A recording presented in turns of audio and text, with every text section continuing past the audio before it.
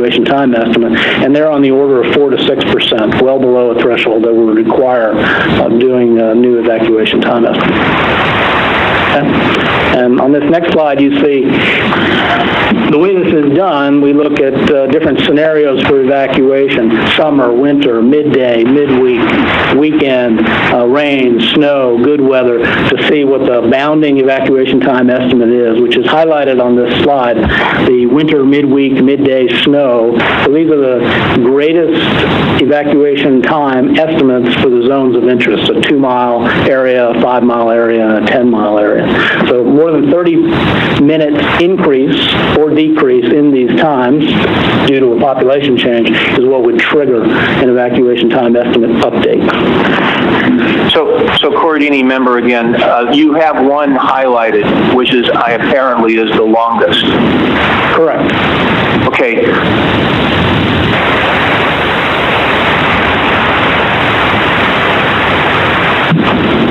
Mike, are you still there? Hello? Mike, if you're speaking, we can't hear you. This is to alert you that you're silent. I'm not silent. I'm online. Okay. Now we hear you again. Okay. The Roan is playing games. No. So my question goes like this. I seem to remember being in Richmond at Dominion during a freezing rainstorm where you had 3 inches of ice on the roads and everything, and both the plants Surrey and North Anna had to shut down. So please point to me which of these estimates deal with a freezing rain.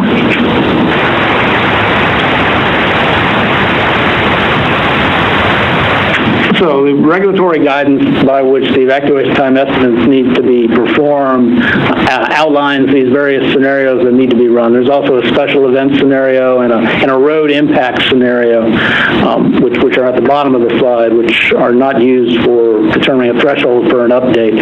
The closest thing to that freezing rain ice situation would be the highlighted winter, midweek, midday snow, and the winter weekend midday road impacted, which is the one on the bottom row.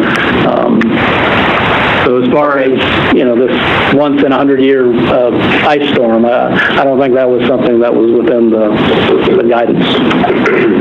Right, but yeah, although it's not in the guidance, which I will admit, it happened, and I seem to remember it paralyzed the Richmond area and the surrounding area quite extensively. So how does one do some sort of benchmarking, validation, checking so that something that actually occurs you can tell fits within the umbrella of the parameters of your estimate? This is not an area that I understand. It's just that I remember being trapped for 2 days in Richmond because the airports were closed and everything. I'd like to table that, and we can provide an answer at some other time. Thank you. Thank you, sir. Is there a criteria number you're trying to is there a regulatory criteria, a number that you're trying to achieve? There is not a specific number or threshold that allows this. What this is intended to do is to inform a licensee's thought process in developing a recommendation, and then to inform the decision makers, the offsite agencies, about potential traffic management strategies that they might use to try and reduce the time if it's too much. So they make their decisions based on this. It may be better to shelter people in place than to evacuate if the evacuation time is too long and they would be on the road during a release. I was going to comment that those ice storms in the south are not once in 100 years. You've lived through them, I've lived through them too. So knowing that you will consider shelter in place. Absolutely. When you have those ice storms, you cannot walk on the streets. I concur. Okay, so move on to the final slide then. Oh, sorry, John. So to conclude, the emergency planning standard 5047 Bravo 10 for protective measures or protective actions for licensee employees, emergency workers, and for the off-site agencies requires evacuation time estimates to be developed. They have. Requires licensees update these evacuation time estimates on a decennial basis or when required by exceeding thresholds. We have a system for that, and the guidelines for choosing what recommendations we make, and we provide this information also to the off-site response agencies so they can make decisions in the best interest of the public. Any other questions? Are there any other questions? Yeah. While Mary's still here, may I ask a question? Delayed ignition. Here, not on your slides. Hazardous chemicals analysis. I was just struck by the transport, waving off transport as being a design basis event. Where is the basis for being 10 to the minus 6, an accident with the delivery truck? What's the basis for that? The basis is determined there's a design basis event, which is a probability of 10 to the minus 7 internal and external events, and if there's conservative assumptions into the model, 10 to the minus 6 per year is acceptable. So the analysis performed by GE concluded that it's not a design-based accident, with the probability being less than 10 to the minus 6 per year, based on their assumptions in their model. Just intuitively, I'm not an expert in this area, that sounds like it's as low as an airplane crash. And our experience with truck fires is much higher frequency than that, I think. Is that 10 to minus 6 the probability of a truck accident that exceeds the 1 psi limit, correct? Correct. Okay. Actually, I'm not, and I wanted to I'll go back to the safe distances first, if I could, so I could get that on the record. Okay. We looked that up for the storage of liquid hydrogen. The safe distance for the immediate detonation was 490 feet, 5 feet, and for the delayed ignition event was 677 feet for both of the storage. And those numbers take into account the ability of the safety-related structures to withstand greater than 1 psi. So for the transport of liquid hydrogen,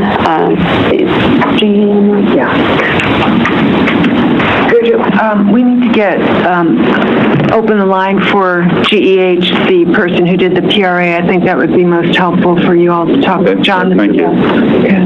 While we wait, have you considered leakages of natural gas pipes? I mean, do you have a natural gas pipe feed there? At the North Anna site, no. I'm not talking about a major pipeline. I'm talking about going to your water heater. You've seen pictures from places where natural gas starts leaking into a valley and it ignites the whole valley. I mean, it kills hundreds of people. I've been on one of those.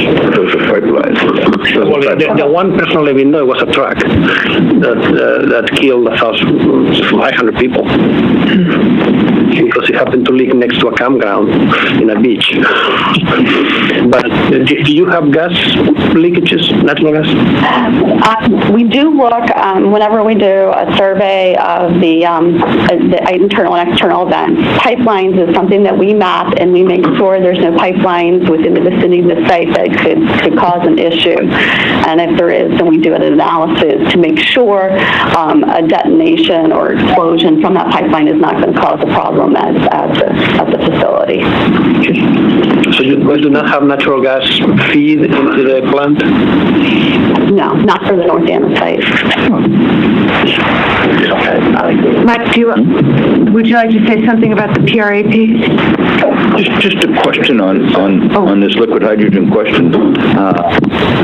This seems to me to be a DCP issue, right? It's not North Anna plant specific, is it? Well, This is Mike Arcaro, GEH. While we're waiting for our PRA expert, let me give you some background on the hydrogen storage and the transport. That is site-specific. The way ESPWR considered that was a site-specific application. So the hydrogen storage volume is mostly based on hydrogen water chemistry, which is an optional system. The PRA that was done for the transport condition for the 13,000-gallon transport tank is the assumptions and the inputs are in the FSAR. In Chapter 2, there's a table in the back that gives you, the considerations, how we assume conservative values to get the 10 to the minus 6 value. So we considered, the analysis considered both instantaneous conditions, combustion and pool fires, and you ran through the different probabilities, the transport issue. We looked at conservatisms on the route of the truck at the site. We looked at, the different scenarios. The consideration is the instantaneous explosion, whereas a pool fire was considered, as not part of the design basis. So we ran through those. One of the considerations that was conservative was we increased the probability of a small leak. If you have a large leak, the chances are less that you'll have an instantaneous explosion. You'll have more of a pool fire. So one of the conservatisms you'll see in the table is that we did that. So we went through the different values. We came up with 10 to the minus 6 for the risk of this. Some of the inputs, some of the insights that we got from the PRA, we added to the design of the system. So in the system design, we'll consider things like gravel bed under the tanks. We'll consider the truck route. One of the human factors issues was backing up the truck. There was quite a few issues with that. So in the final design, it'll be running the truck straight through without backing it up. So a lot of that is in the FSAR right now. Thank you. So are we still waiting for the PRA? This is Jonathan Lee from GE Hitachi. I'm online right now. Hi, Jonathan. Did you hear the question that was asked about the PRA and 10 to the minus 6, Jonathan? Yeah, so I think, first we need to understand the use of PRA information. We did a PRA analysis for other scenarios, and since we were following REGI 1.91 approach, so others we didn't credit because, the final usage is simply use this transportation route risk, because this is only one, it's below 1 minus 6, so we credit this one. The other one, like the storage and the other hazards, PRA cannot support it, so it has to rely on the deterministic design, according to the method. So the Bechtel analysis will support, even though the risk number for other, like especially storage, may not be below 1 minus 6, something like that. So that's the strategy. So PRA analysis supporting this delivery truck risk is very conservative, and you can see, it's fully complying with REGI 1.91, and when the leak frequency is below 1 minus 6, we say that only that case was using PRA results. So my question is that 10 to the minus 6, what, in reference to what, a leak? It's, if you go to, let me see which page 2-144 of the North Anna 3 FSAR, the below 1 minus 6, the frequency as calculated is a hydrogen leak frequency. It's not even detonation. So that's the frequency, 2.31 E minus 7 per year. And that's the number we quoted, which is below 1 minus 6. And that complies with REGI 1.91 steps. method, and we can say for this case, it's not need to be considered as something we need to analyze further. With three significant figures, 2.31. That's just a comment. Okay. That's a good comment, yeah. Jonathan, this is John Stecker. You said something that troubled me, and I want to follow up on that. I think that I heard you say that you can't handle in the PRA detonations or large fires at the hydrogen storage facility. Did I hear you correctly? No, all I'm saying is... Jonathan, yes. this is Gina. Hold on one second. I think it's going to be easier for Mike to answer that question. Go ahead. Never mind. Okay, so one of the methods in the reg guide is once you do the screening for the 1%, the 1 PSI, you go to the next step, which is you figure out what the actual pressure is at the nearest safety-related structure.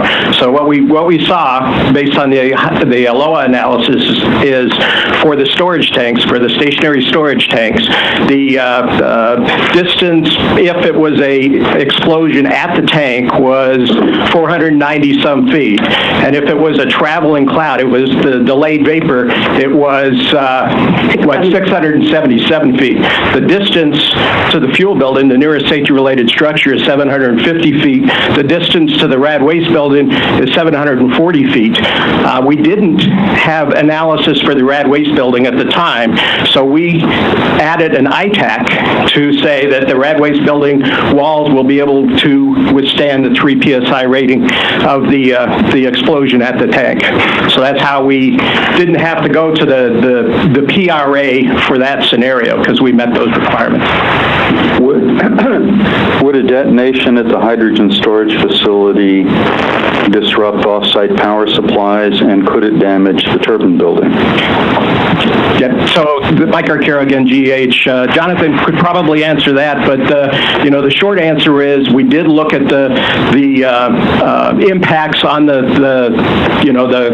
core melt frequency and the parameters associated with that, and that was shown to be minimal as far as the effect on off-site power. I think the effect on the fuel building would be a reactor trip, and I'm sorry, I didn't ask about the fuel building. I asked specifically about off-site power and the turbine building. Yeah, so this is Jonathan Lee from GE Hitachi again.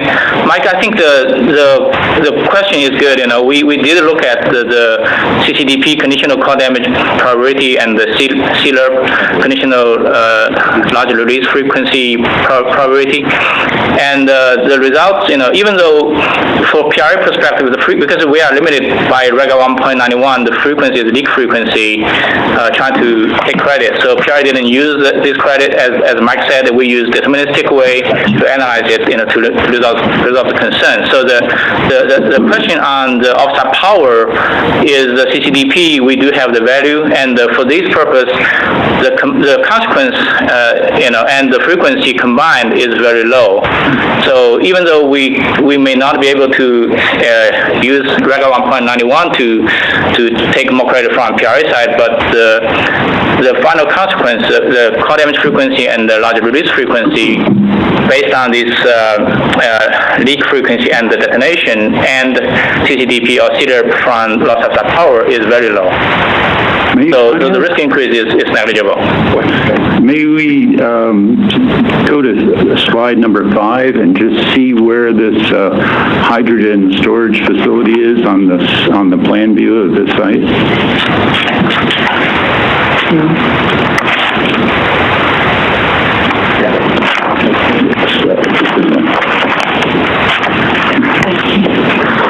The answer is not easily. Yeah, I'm not sure. She doesn't want to go backwards. That may be a good thing. Yeah. You had it there. There it is. Okay, so... This is Mike Arcaro, GH. You can see the hydrogen storage and the oxygen storage facilities over by the permanent access point, the vehicle permanent access point. Kind of in the middle of the slide there. Then to John's question, it looks like you've got the Radways building and the turbine generator building between this point and the switch yards. No, the switch yard is due north. Yeah, that's what The turbine building is somewhat protected. Yeah, that's good. Yeah, that's good. Well, where's this? This looks like the outside tower. The switch yard is that At the very top, right in the north. That's that switch yard. Oh, where's the switch? Yeah. Up there, next to the switch yard. So you wouldn't use a temporary access point for hydrogen delivery? It would use the permanent... Right, that's correct. Did it come in the area of the permanent? And they're doing a circle around it, so there's no backing up with the truck. Okay, thank you. The reason I ask these questions is that we've had these questions for several new plant designs where the core damage frequency and large release frequency are exceedingly small, and therefore screening out an external hazard at the nominal out-of-date regulatory guidance of 1e to the -6, you could be screening out if that leads directly to core damage. This doesn't, obviously.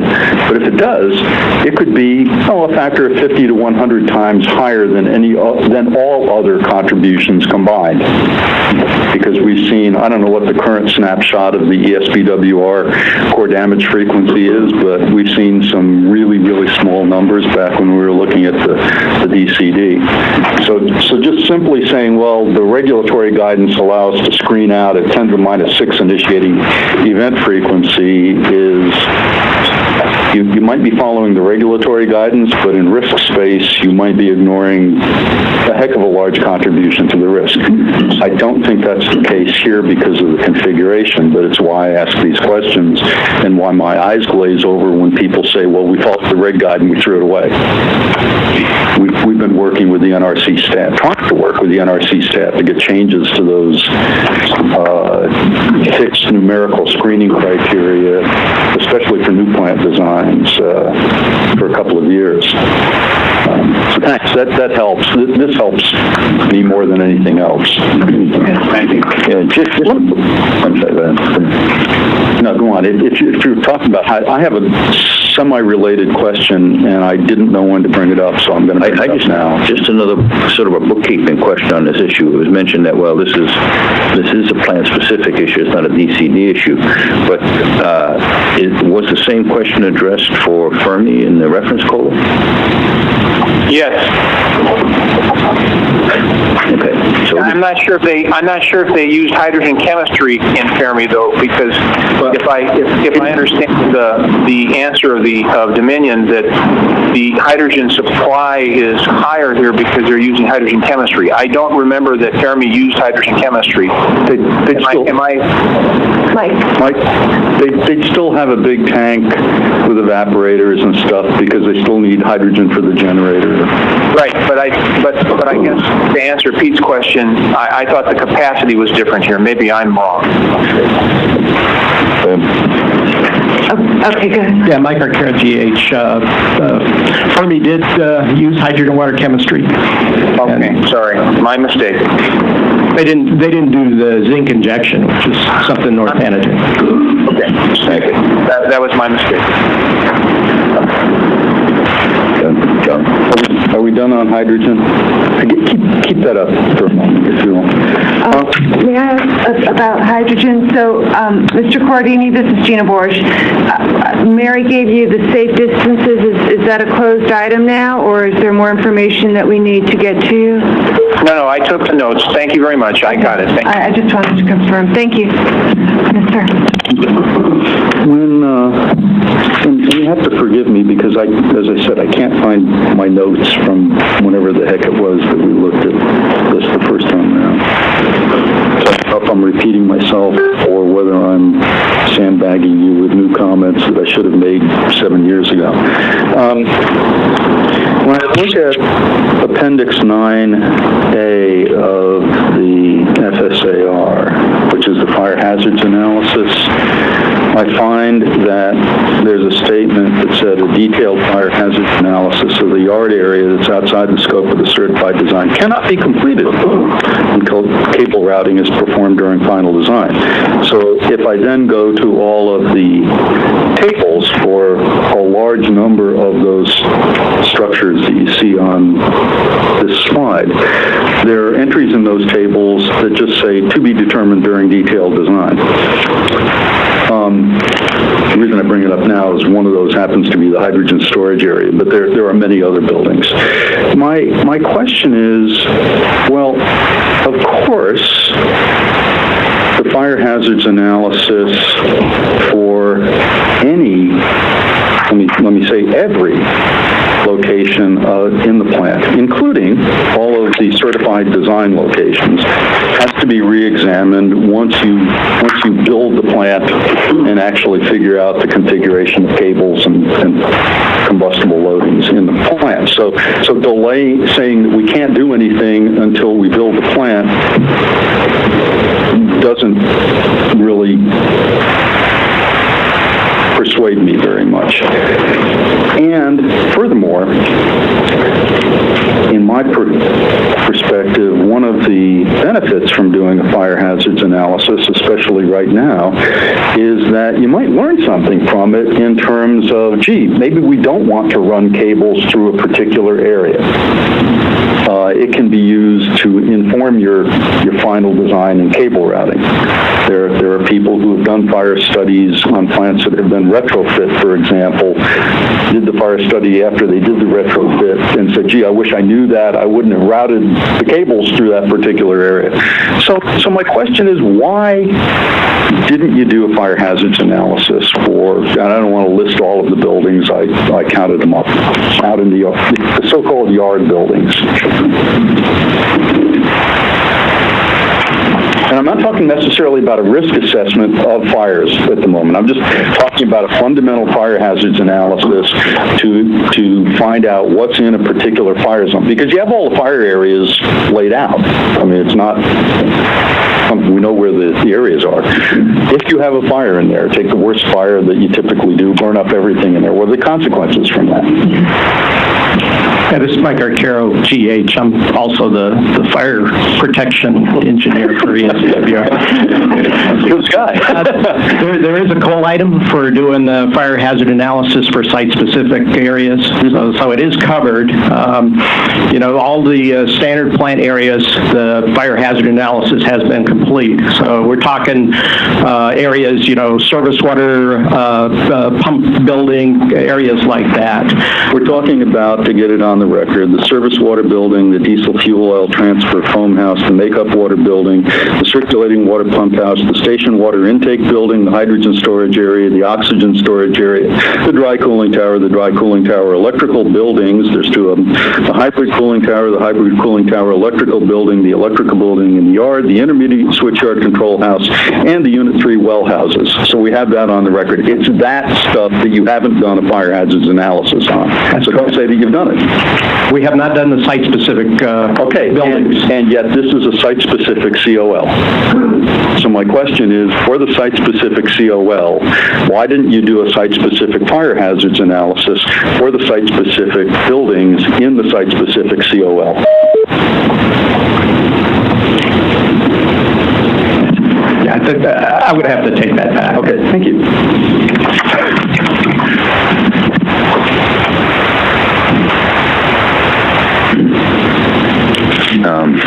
Okay. So I think we're done with the Dominion portion of the panel, and I think we have the staff. I'm sorry. This is Gina Borsch again. What we had planned to do was to move to part 3 of the PowerPoint presentations and finish up on the few non-seismic sections that were going to be at the end of the day, because Jim and I thought that would be the most efficient way to handle them. So what we'd like to do, if y'all are willing, is switch over to part 3 and start talking about red waste discharge piping, which is on starts on page 124, essentially. Jump to the end. Yes. Okay. Thank you. John, Jonathan, thank you. And so, Saran, we can put the phone back on mute. He said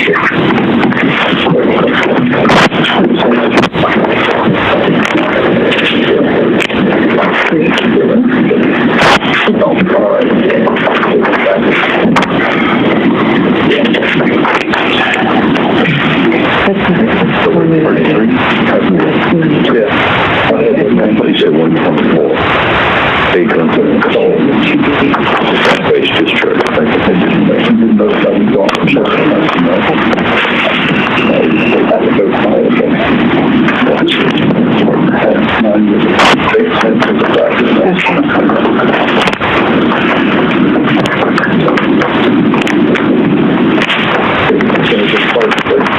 Yeah.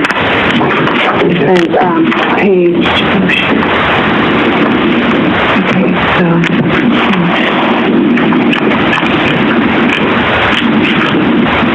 So in your slides, it should be page 124. Brad, wait. Yes. How'd you get your name? You're looking on there. I'm sorry. You're looking at your electronic copy. Yes, so it should be page 50.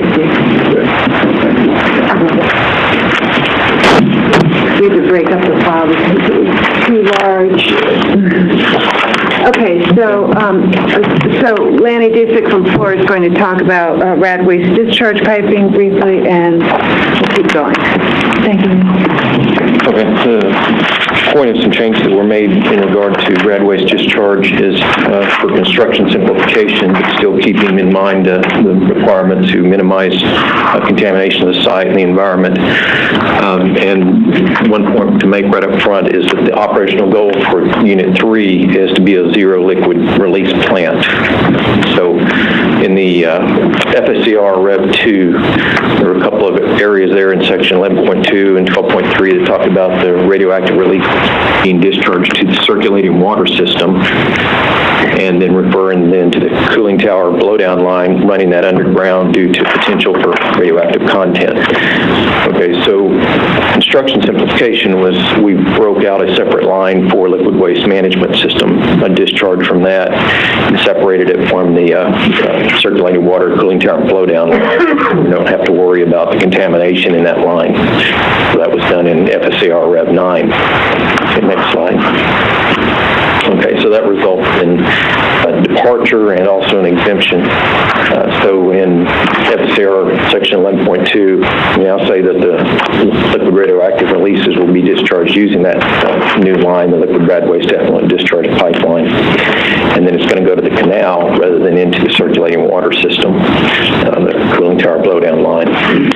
And we then specified in 12.3 that because we've now got this radioactive line, potentially radioactive, that it'll be run underground and meets the requirements of 10 CFR 20.1406, which looks to the future for license termination. Next slide.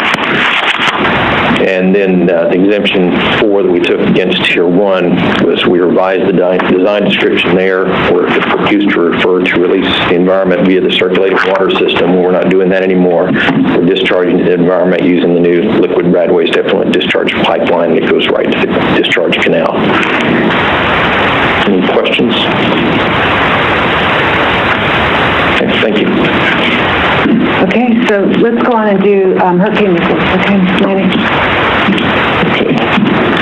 So the main driver for addressing this is in the DCD, the ESBWR DCD. When it was reviewed, this red guide had not been issued yet. So the hurricane missiles that were calculated and are in the ESBWR DCD are different once you applied the red guide 1.221. So that's what we're going to talk about. Go ahead and move to the next slide. Okay. So Red Guide 1.221 was issued in October of 2011, and so got a series of slides here to kind of bound and bring in what we're talking about.